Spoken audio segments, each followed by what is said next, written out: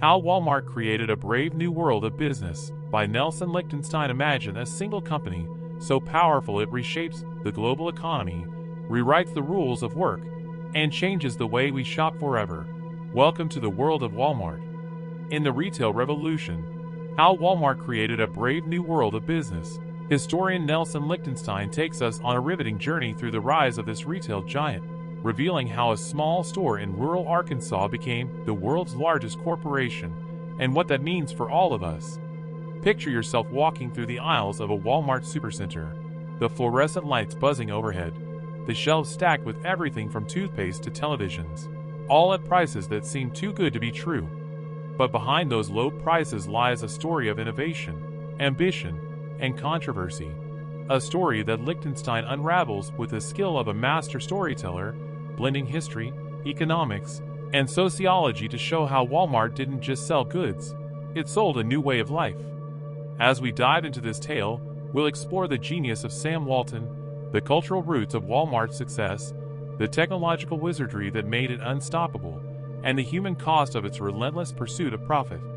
By the end, you'll see Walmart not just as a store, but as a mirror reflecting the triumphs and troubles of modern capitalism. So, let's step into the world of the retail revolution and discover how one company changed everything. Our story begins in the rolling hills of the Ozarks, in the small town of Bentonville, Arkansas, where Sam Walton opened his first Walmart store in 1962. Lichtenstein paints a vivid picture of a region steeped in the values of rural America: hard work, family, faith, and frugality. These weren't just personal beliefs for Walton. They became the bedrock of Walmart's identity. Walton, a folksy entrepreneur with a knack for retail, wasn't inventing something entirely new. He was building on the discount store model pioneered by chains like Kmart, but with a twist.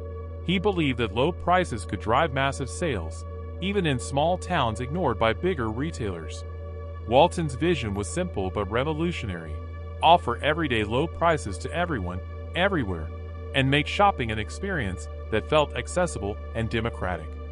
Lichtenstein shows us how this idea, born in the heart of the rural South, would eventually conquer the world, but not without leaving a trail of disruption in its wake. To understand Walmart's rise, we need to step back and see the broader canvas of American history, which Lichtenstein masterfully sketches. The 1960s and 1970s were a time of economic upheaval. Inflation was rising, manufacturing jobs were starting to slip away, and Americans were hungry for value. Walton saw an opportunity in this restlessness. He didn't just want to sell cheap goods.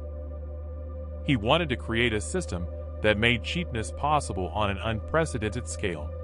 Lichtenstein explains how Walmart's early success came from its ability to combine old-fashioned values with cutting-edge technology.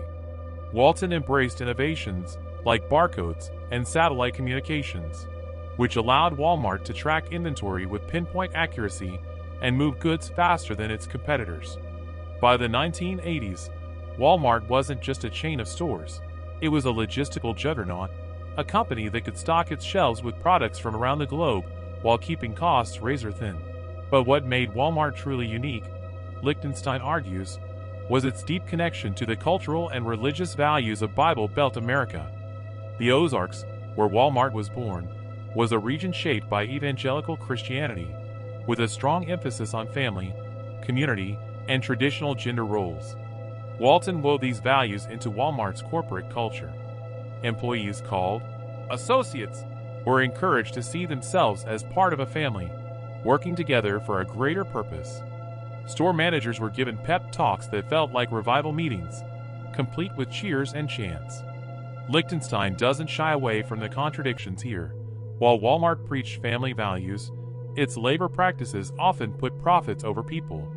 Low wages, unpredictable schedules, and high turnover rates were the norm, especially for women and minorities, who faced barriers to advancement in a company that prized a certain kind of small-town conformity. As we follow Walmart's growth through the 1980s and 1990s, Lichtenstein introduces us to the technological marvels that powered its expansion. Walmart's supply chain was a thing of beauty, a perfectly choreographed dance of trucks, warehouses, and computers. The company pioneered the use of just-in-time inventory, ensuring that products arrived on shelves exactly when they were needed, minimizing waste and maximizing efficiency. Lichtenstein takes us behind the scenes to the massive distribution centers in places like Bentonville, where goods from factories in China, Mexico, and beyond were sorted and shipped at lightning speed. This wasn't just about moving products. It was about controlling costs at every step. Walmart didn't just buy goods from suppliers. It dictated terms, demanding lower prices and faster delivery. Manufacturers who couldn't keep up were left behind, and entire industries reshaped themselves to meet Walmart's demands. This brings us to one of the most fascinating chapters in Lichtenstein's story: Walmart's role in globalization. By the 1990s, Walmart was no longer just an American company, it was a global empire. Lichtenstein takes us to the factories of South China, where millions of workers churned out goods for Walmart's shelves. The company's relentless push for low prices turned southern China into what Lichtenstein calls an American workshop, a place where cheap labor and lax regulations allowed Walmart to keep costs down. But this came at a price. Workers in these factories faced grueling conditions, long hours, and wages that barely sustained them. Lichtenstein doesn't just point fingers at Walmart.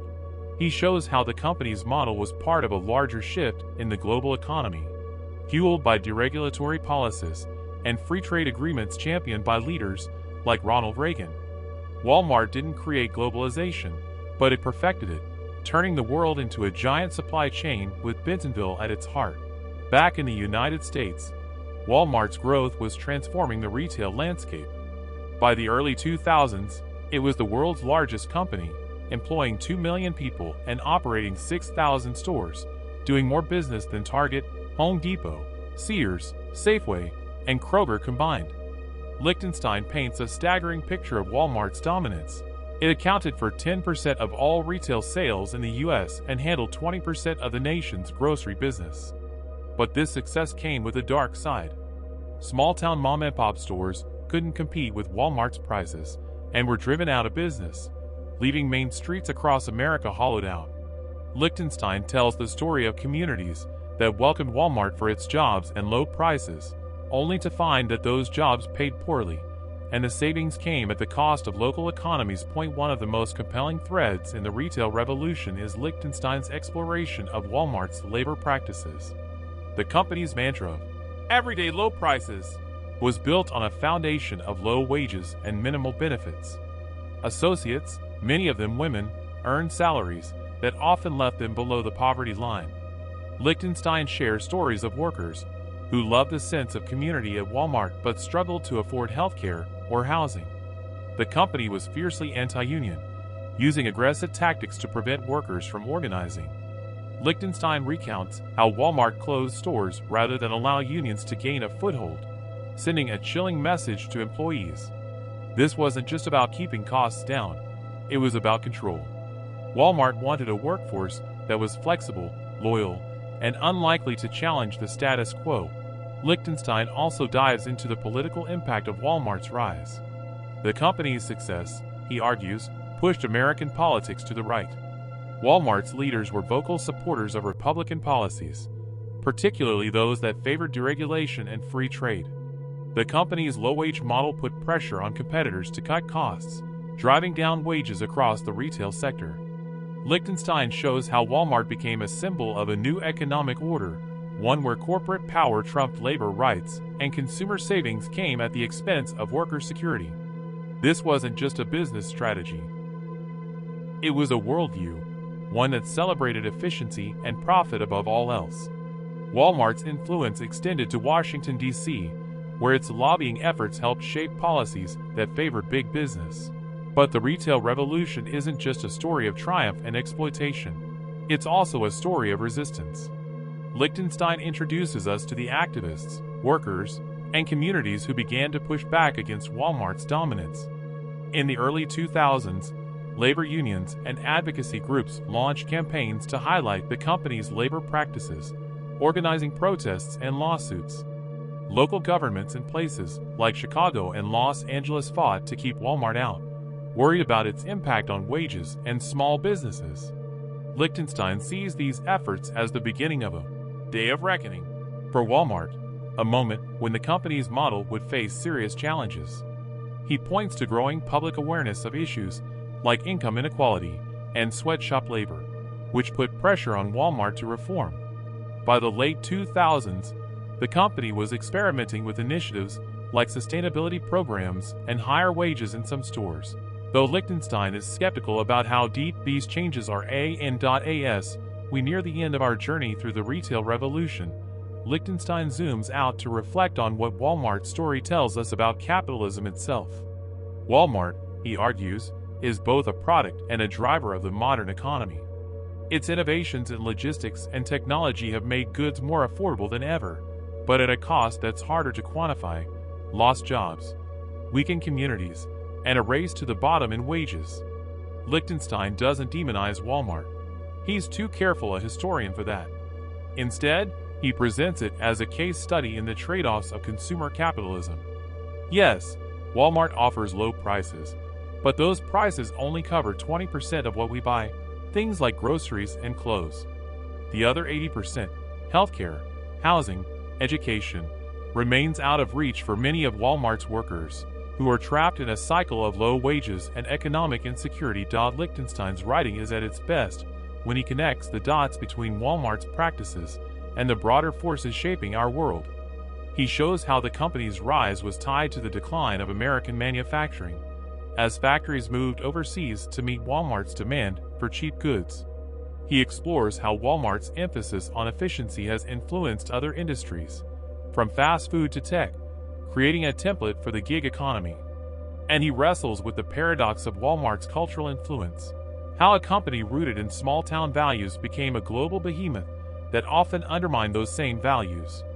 Through it all, Lichtenstein remains even-handed, acknowledging Walmart's achievements while exposing its flaws. As we close the pages of the retail revolution, we're left with a sense of awe at Walmart's scale and ambition, but also a nagging unease about its impact. Lichtenstein doesn't offer easy answers. He doesn't tell us whether Walmart is a villain or a hero, because the truth is more complicated. What he does give us is a lens to understand the world we live in, a world where convenience and costs come with hidden trade-offs. The book is a call to think critically about the systems that shape our lives, from the stores we shop in to the policies that govern our economy. It's a reminder that behind every low price is a story, and that story is often more complex than it seems. So, as you reflect on this tale of retail, globalization, and power, let me ask you this: what price are you willing to pay for the convenience of a store like Walmart? And what does that choice say about the kind of world you want to live in?